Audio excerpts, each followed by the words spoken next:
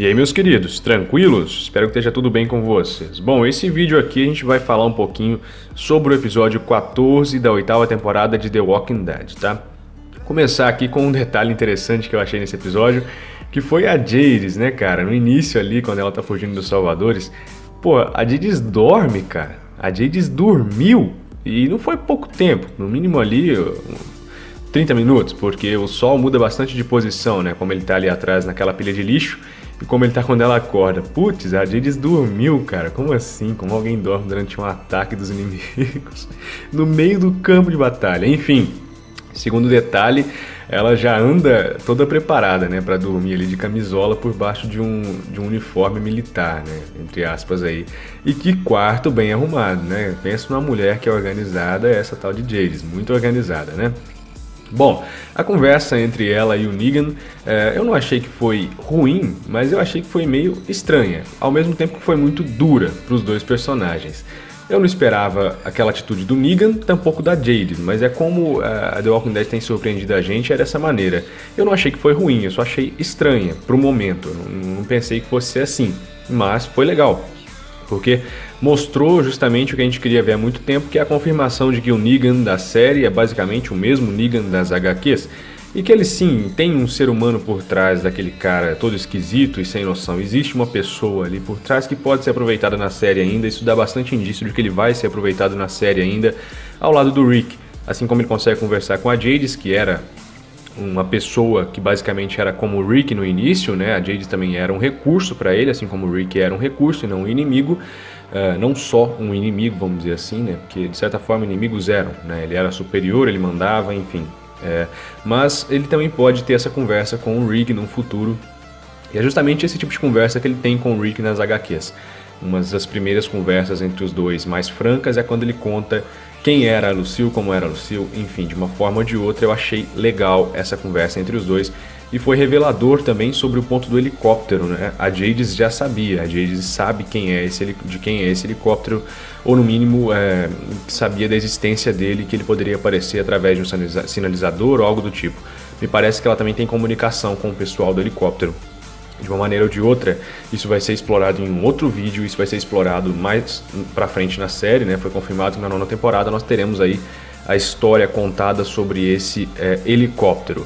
Mas me mandem teorias no meu e-mail, ele continua o mesmo e ainda vamos ter vídeos aqui de teorias dos inscritos, então mandem suas teorias a respeito do helicóptero, que eu estou formulando a minha aqui a respeito do helicóptero e também da comunidade ao qual esse helicóptero pertence, beleza? Eu vou esperar então.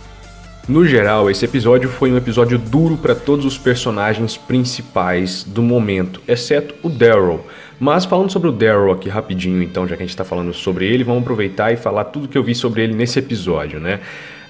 Características que eu tenho visto em vários episódios dessa segunda metade da 8ª temporada e características que se unem para poder dizer que o Daryl pode ser um futuro protagonista, sim, da série, pelo menos na teoria. Porque ele atualmente está possuindo tudo que um protagonista possui, tudo que um protagonista deve possuir, né? Tudo que o Rick possuía e possui no momento, o Daryl tem começado a ter também.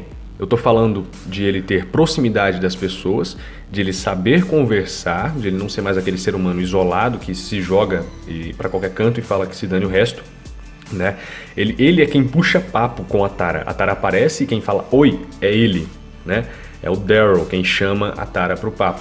E no final do episódio a gente vê o Daryl e a Rosita isolados do grupo, lá perto do santuário, naquele posto, naquele prédio ao lado do santuário, né?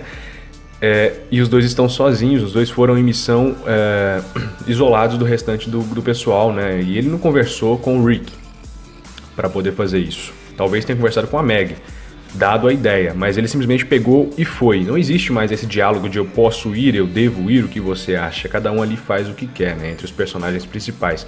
O restante segue ordens, como a Tara seguiu uma ordem do Daryl, que era o comandante do grupo em que ela estava no momento em que ela queria matar o Dwight lá, né? Depois ela desobedeceu a ordem, sim, as pessoas desobedecem ordens. Quantas vezes o Daryl não desobedeceu ordens do Rick, né, anteriormente? Então, isso realmente está me intrigando bastante. E ao mesmo tempo me deixa um pouco feliz, porque eu gosto do personagem do Daryl particularmente. E eu sou aquele cara que não se prende a personagens. Não vou dizer pra vocês que se o Rick sair eu vou parar de assistir, né? Se a série fica chata novamente eu volto a parar de assistir, assim como eu parei, né?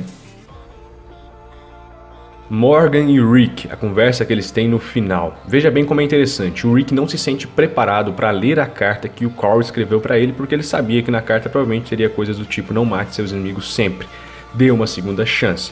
E ele teve uma margem de erro para poder aceitar essa segunda chance, que eles pediram depois, né, para poder ir para Hilltop, né? O Rick ofereceu, no começo o Jared negou, depois o pessoal acabou se juntando ali ao Rick, e eu me surpreendi com o Rick matando eles pelas costas, né? Com ele falhando, com ele negligenciando a sua própria palavra, com ele mentindo. O Rick sempre disse essa frase: a palavra de um homem é tipo a única coisa que lhe resta nesse mundo, né?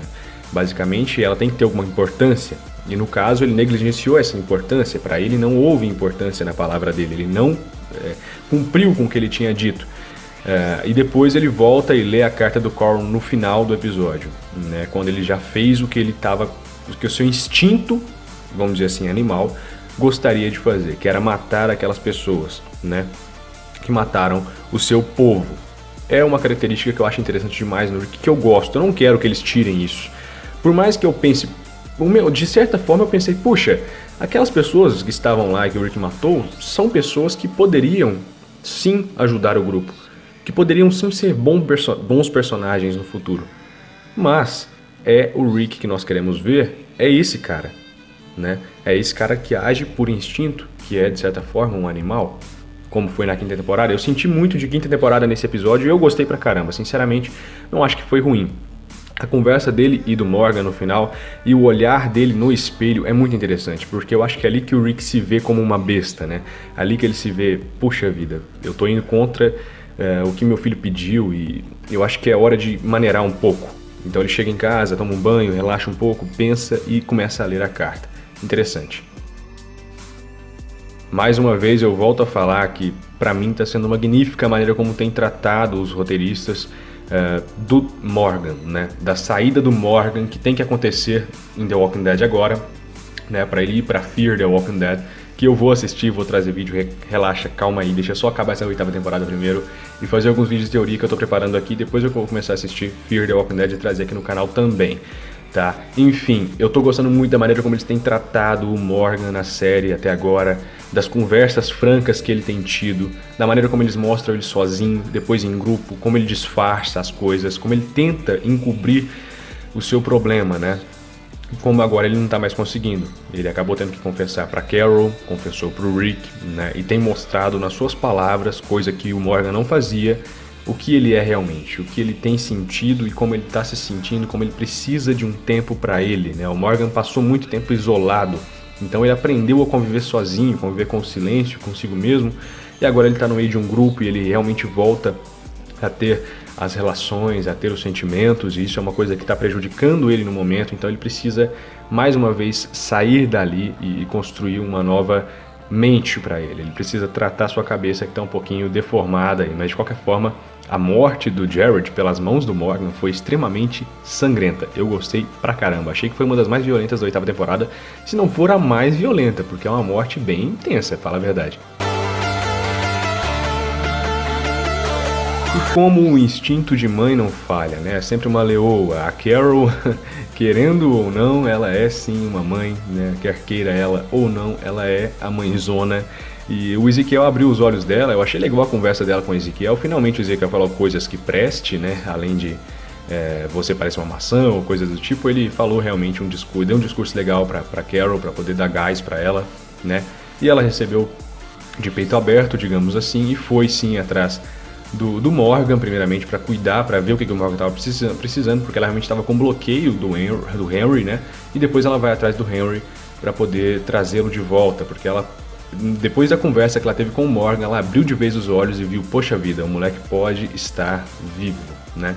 Esse episódio serviu para abrir os olhos dos personagens principais sobre o cenário em que eles estão e para mostrar pra gente que ainda existe ser humano por trás de tudo aquele bloqueio que eles têm criado para sobreviver nesse mundo apocalíptico. Eu gostei, e aquela cena do bar ali me lembrou bastante, né? A cena da 2ª temporada, do Herschel, do Glenn e do Rick no bar. Eu gostei demais, sinceramente foi uma nostalgia bem grande. Mais uma vez eu destaco aí as maquiagens magníficas, o zumbi da Jadis muito bem feito. E por fim, a trilha sonora do episódio muito bem elaborada, encaixada nos lugares certos, nos momentos exatos, quando ela precisa aparecer. Não é uma coisa cansativa, não é uma coisa chata. Eu tenho uma coisa a dizer pra vocês. Esse episódio em roteirização pode não ser o melhor da temporada, mas eu tô gostando de como eles estão modificando as edições, como estão modificando as trilhas sonoras. Isso é uma coisa boa, a gente tem que enxergar o lado bom também. Sim, tem muitos erros, tem, e eu canso de falar erros pra vocês aqui, eu ainda não tô naquele gás de assistir Walking Dead, mas eu tô gostando de como eles estão melhorando aos poucos aqui a questão das edições, né, dos erros e do roteiro, que tá ficando um pouco mais fluido, né, não tá sendo aquela coisa forçada, tão forçada. De vez em quando tem uma cena ou outra muito forçada, mas estão tratando bem, estão melhorando. Vamos esperar pra ver. Eu vou esperar até o final da 8ª temporada, depois fazer um vídeo sobre a 8ª temporada, do que eu achei dela no geral, da primeira e da segunda parte, beleza? Então é isso. Por enquanto a gente vai ficando por aqui. Eu espero você no próximo vídeo. Um forte abraço. Eu fui!